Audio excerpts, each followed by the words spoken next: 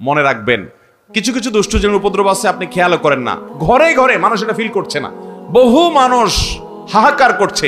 আমরা রাকির নাম্বার দিয়ে রাকিদেরকে রেফার করে কুলাতে পারছি না, এই পরিমাণ মানুষ আক্রান্ত। বাচ্চা কাচ্চা অস্বাভাবিক দুষ্টামি করে, মানে সীমাহীন, মানে কোনো স্বাভাবিক কিছু না।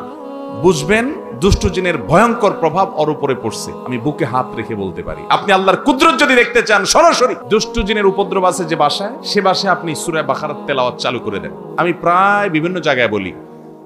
আজকে গাড়িতে আসতে আসতে মুফতি সাইফুল ইসলাম ভাই সহ আমরা আলোচনা করছিলাম। সাইফুল ইসলাম ভাইয়ের কাছে আমার সামনে একটা ফোন আসলো, উনি ধানমন্ডি তাকওয়া মসজিদের খতিব, ওখান থেকে বলে যে ধানমন্ডির মতো রিচ এলাকাতে, সব ধনীদের এলাকা, সারা দেশের বড় বড় পয়সাপাতি যাদের তারা থাকে, ব্যবসায়ীরা থাকে, মন্ত্রী মিনিস্টাররা থাকে, বলছে এই এলাকাতে, উনি যেহেতু ওখানকার বড় মসজিদের খতিব তাকওয়া মসজিদের, উনি বললেন যে ভাই এত পরিমাণ জিনে ধরা রোগী এবং ব্ল্যাক ম্যাজিক অর্থাৎ জাদুগ্রস্ত রোগীর খবর আসছে বলার মতো না। আমি বলি ভাই আমারও তো একই অবস্থা, আমার কাছে যত ফোন আসে দেশের একেবারে সর্বোচ্চ লেভেল পর্যন্ত এমন এমন কিছু পদের পদাধিকারী ব্যক্তিদের তরফ থেকে ফোন আসে, রিকোয়েস্ট আসে যে কল্পনাও করা যায় না যে এই লেভেলের মানুষগুলো পর্যন্ত সাফার করছে খুব মানে জটিল ভাবে। ঘরে ঘরে দুষ্টজিনের উপদ্রব মানুষ লক্ষ্য করে না। মনে রাখবেন, কিছু কিছু দুষ্টজিনের উপদ্রব আছে, আপনি খেয়ালও করেন না।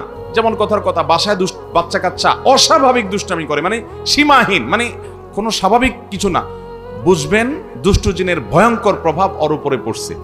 এবং অনেক রোগ আছে কিছু লোকের, দেখবেন যে এই রোগগুলোর কোনো ট্রিটমেন্ট করে কিছু হয় না, কোনো ডায়াগনোসিস হয় না, বহু চেক আপ টেস্ট, ডাক্তাররা আন্দাজ অনুমান করে বিভিন্নভাবে ট্রিটমেন্ট করেন, চেষ্টা করেন, কিন্তু কোনোভাবে ভদ্রলোক ভদ্রমহিলা সুস্থ হয় না। এরকম বহু রোগী দেখেছি আমি যে কোনোভাবে সুস্থ হয় না। এগুলোর বেশিরভাগ ব্ল্যাক ম্যাজিক এবং দুষ্টজিনের রোগী। ঘরে ঘরে আমাকে সাথে সাথে জিজ্ঞেস করলেন ওনারা, মুফতি সাইফুল ইসলাম ভাই এবং আমাদের তানভীর ভাই ওনারা আছে, ওনারা জিজ্ঞেস করলেন যে ভাই এটা কেন হয়?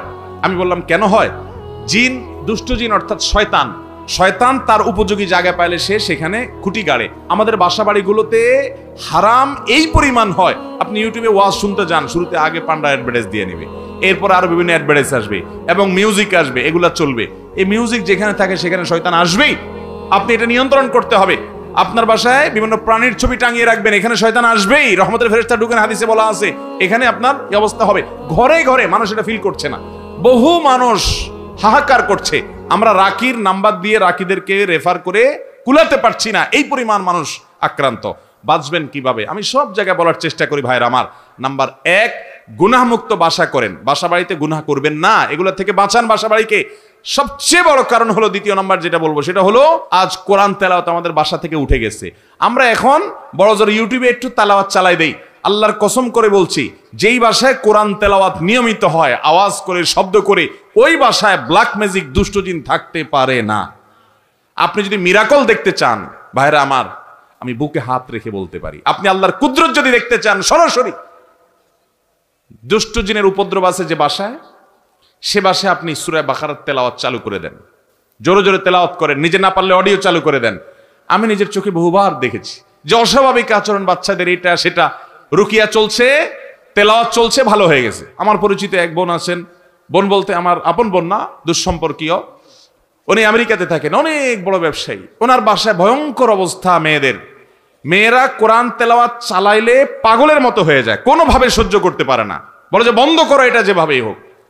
এবং হাজার হাজার কোটি টাকার মালিক ওনারা, বাফেলোতে আমেরিকাতে থাকেন। আমাকে বলেন ভাই কি করা যায়? আমি রুকিয়ার অ্যাপ দিলাম, বলে যে কোনোভাবে তেলাওয়াত শুনতে রাজি না। আমি বললাম যে ওদেরকে যদি বেঁধে রেখে হলেও আপনি কিছুদিন শোনাতে পারেন, দেখবেন ট্রিটমেন্ট হয়ে গেছে। আমাকে গত সপ্তাহ না তার আগের সপ্তাহ যেন কয়েকদিন আগে আমাকে জানালেন যে ভাই আপনি না দেখলে বিশ্বাস করবেন না যে আমার মেয়েরা এখন এতটা স্বাভাবিক হয়ে গেছে যে কোরআন তেলাওয়াত শোনা ছাড়া এখন ওরা ঠিক থাকতে পারে না, কিন্তু প্রথম সহ্য করতে পারতো না। আমার বাসায়, আমি তো এলাকার সন্তান আপনাদের, লক্ষ্মীপুরের বশিকপুর আমার গ্রাম, সেখানে একদিন সকালবেলা আমার এক নিকটাত্মীয় এক ছেলেকে নিয়ে আসছে, ইয়াং ছেলে, যুবক মানুষ, সৌদি আরবে ছিল, বলে বিদেশ থেকে চলে আসছে। কি হয়েছে? সে আজানের আওয়াজ হলে শুনতে পারে না, তার পুরো শরীর বাঁকা হয়ে যায়। এবং সে বলে যে তখন তার শরীর এমন শক্ত হয়, টোকা দিলে মনে হয় যে বিষাক্ত সাপ দংশন করছে, পাথরের মতো হয়ে যায়। আমার চোখের সামনে দেখলাম জোহরের আজান শুরু হলো, সে আসছে অনেক আগে, বসতে বসতে 100 পর্যায়ে জোহরের আজান শুরু হলো, দেখলাম যে সে বাঁকা হয়ে যাচ্ছে এবং শক্ত হার্ট হয়ে যাচ্ছে। ভাইরা আমার, এগুলো কিছু হয়তো খুব দৃশ্যমান বোঝা যায়, আর ম্যাক্সিমাম ঘরে ঘরে বোঝার উপায় নেই। এটার মূল ট্রিটমেন্ট হলো কোরআনে কারিমের তেলাওয়াত। আজ মুসলমানের ঘরে কোরআন তেলাওয়াত, মুসলমানের যুবকরা আজ গান শুনে, আজ ঘরে ঘরে মহিলাদের মোবাইলে মোবাইলে হারাম জিনিস দেখে, পর্ন ভিডিও এত পরিমাণ দেখে যুবকরা, এমন একজন যুবক পাওয়া হাজার হাজার যুবকের মধ্যে কঠিন হয়ে গেছে, যেই যুবক বুকে হাত দিয়ে দাঁড়িয়ে বলতে পারবে এই দুই চোখ জীবনে কোনোদিন কোনো নোংরা ভিডিও দেখে নাই আলহামদুলিল্লাহ। এরকম যুবক পাওয়া যায় না ভাইরা। চ্যালেঞ্জের ব্যাপার, জীবন ধ্বংস হয়ে যাচ্ছে, সব জাহান্নামের দিকে দৌড়াচ্ছে, আপনাকে বিকল্প পথে যেতে হবে। শয়তানি থেকে, বাসাবাড়ি থেকে নিজেকে বাঁচাতে চান এবং আত্মীয় স্বজনরা অনেকে উপকার করতে গিয়ে খুনকারের কাছে যায়, খুনার কাছে যায়, আপোষের তাবিজ নেয়, এটা করে সেটা করে, এগুলা বেশিরভাগই ব্ল্যাক ম্যাজিক এবং কালো জাদু, এগুলো ধ্বংস করে দেয় মানুষের জীবনকে। এগুলো থেকে বাঁচার জন্য দ্বিতীয় আমল হলো কোরআন তেলাওয়াত করবেন, বাসায় কোরআন তেলাওয়াত চালিয়ে রাখবেন।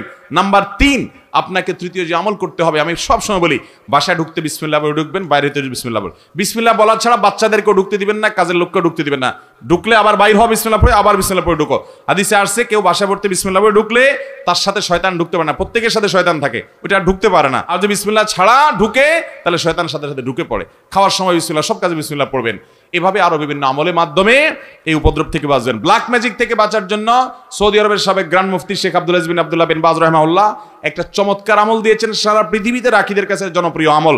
কিছু পানির মধ্যে কিছু বড়ই পাতা, নির্দিষ্ট কিছু সূরা পড়ে, এটা লম্বা প্রসেস আছে, এটা দিয়ে গোসল করলে নিয়মিত ব্ল্যাক ম্যাজিকের প্রভাব কেটে যায়। এবং এই আমলটাও আমি পরিচিত অনেককে দেখেছি করেছি। আমাদের এই যে আপনাদের নিশান ভাই, এই মাহফিলের আয়োজক তানভীর ভাই, ওনার ফ্যামিলিতে উনি নিয়মিত রুকিয়া করেন এবং উনি আমাকে বলছেন ভাই শরীরটা মনে হয় যে শরীরতে কিছু চলে গেছে, পাতলা হয়ে গেছে। এই জন্য কোরআন তেলাওয়াত করবেন তো ইনশাআল্লাহ, বাসাবাড়িতে কোরআন চালাবেন তো ইনশাআল্লাহ। আমি শপথ করে বলছি আল্লাহর কালামের মিরাকল যদি দেখতে চান তাহলে দুষ্টজনের উপদ্রব আছে এবং অস্বাভাবিক বাসা ভিতরে সমস্যা, রোগ বালাই আছে, ব্ল্যাক ম্যাজিক আছে। কোরআন তেলাওয়াত শুনতে থাকেন, একদিন দুই দিন না, অনবরত আপনি ফিল করবেন যে কিভাবে আল্লাহর কুদরত জাহির হয়, কিভাবে শয়তান পালায়। আল্লাহ আমাদেরকে বুঝার তৌফিক দান করুন।